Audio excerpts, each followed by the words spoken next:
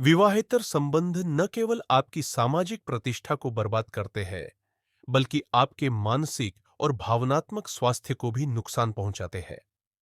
विवाहेतर संबंधों के बारे में हमारे समाज में केवल धीमे स्वर में ही बात की जाती है। हालांकि बहुत से लोग यह नहीं समझते हैं कि सामाजिक प्रतिष्ठा पर इसका असर तो पड़ता ही है, बल्कि यह मानसिक और शारीरिक रूप से भी व्यक्ति को प्रभावित करता है। सच कहा जाए तो विवाहेतर संबंधों के कई दुष्परिणाम हैं। इस बात के कई कारण हो सकते हैं कि एक व्यक्ति अपने जीवन साथी को धोखा क्यों दे रहा है। मुंबई के वॉकहार्ट अस्पताल के प्रसिद्ध मनोचिकित्सक डॉक्टर राहुल खेमानी के अनुसार एक्स्ट्रा मैरिटल अफेयर भी तब से चले आ रहे हैं जब से विवाह का अस्तित्व है। इसके अलावा वह कहते हैं कि हमें इस तथ्य से अवगत होने की आवश्यकता है कि बेवफाई हमेशा एक बुरी शादी का लक्षण नहीं है। जरूरी नहीं कि इसे मैरिटल डिस्फंक्शन से ही जोड़ा जाए।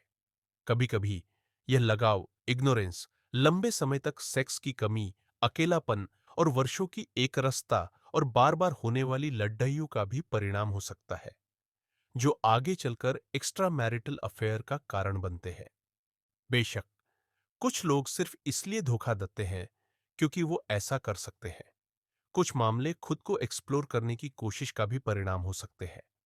डॉक्टर खेमानी के अनुसार विवाहेतर संबंध में गोपनीयता, गुप्त तत्वों और पकड़े जाने का डर हमेशा रहता है। ये कारक वास्तव में मामलों को हवा देते हैं और बाहर निकलना मुश्किल बनाते हैं। जब ऐसे मामले लंबे समय तक जारी रहते हैं, व्यक्ति को डर रहता कि क्या वे इससे बच पाएंगे या नहीं। आइए जानते हैं कि किस तरह से इमोशनल बर्डन आपके भावनात्मक और मानसिक स्वास्थ्य को खराब कर सकता है। पहला, अपराध बोध का कारक। कोई अपने प्रेमी के साथ खुश रह सकता है, लेकिन अपने पति या पत्नी को चोट पहुंचाने का अपराध परेशान करने वाला है। यह अपराध बोध उन्हें भावनात्मक रूप से कमजोर बनाता है, जिससे उनके आत्मविश्वास का स्तर और आत्मसम्मान में गिरावट आती है।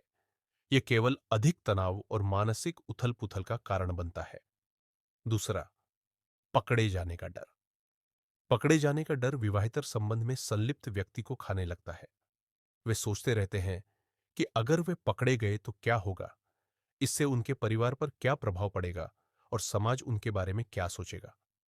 यह मानसिक और भावनात्मक अस्थिरता लाता है, जो उन्हें चिंता और अवसाद के लिए और अधिक संवेदनशील बनाता है। तीसरा, मानसिक थकावट। डर के साथ अपराध बोध की निरंतर भावना किसी को भी मानसिक थकावट दे सकती है। इसके अलावा एक प्रेमी से अनुचित अपेक्षाएं मामले को और भी बदतर बना सकती है। ये सभी कारक भावनात्मक तनाव की भावना को जोड़ते हुए तनाव और मानसिक दबाव बनाते हैं। साथ ही एक ही समय में दो लोगों के साथ रोमांटिक रूप से जुड़ा होना वास्तव में काफी चुनौतीपूर्ण हो सकता है। चौथा, आत्मसम्मान की हानि। विवाहेतर संबंध के नतीजों पर काबू पाना किसी के मानसिक स्वास्थ्य के लिए बेहद हानिकारक हो सकता है। एक व्यक्ति खुद को अपराधी के रूप में देख सकता है और खुद को दोषी ठहरा सकता है।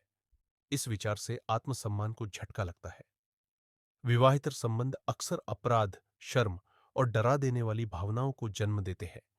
एक दोहरी जिंदगी जीने से मानसिक असंतोष, थकावट और जलन पैदा हो सकती है।